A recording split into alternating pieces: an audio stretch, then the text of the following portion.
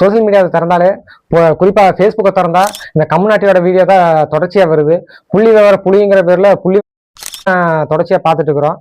இவர் வந்து விமர்சனத்துக்கும் அவதூறுக்கும் வித்தியாசம் சொல்றாரு. இதில் இருக்கிற சிறுத்தைகள் அரசியல் அறியாமையில பேசுறானுங்க, கமெண்ட்ஸ்ல கதறானுங்க அப்படின்னு சொல்றாரு. இவர்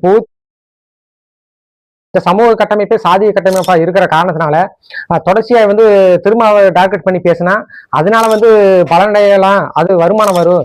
இந்த 4-5 ஷார்ட்ஸ் ஒரு குறிப்பிட்ட செகண்ட்ஸ் வீடியோ பார்த்துட்டு என்னன்னே தெரியாம காலையில் எந்திரிச்சா ஐ எம் ரெடி திருமாவுக்கு ஒரு 5 video, I am ready evening திருமாவுக்கு ஒரு 3 வீடியோ. ஓகேப்பா, இவர் சொல்றாரு திரு அம்பேத்கர் படிங்கடா.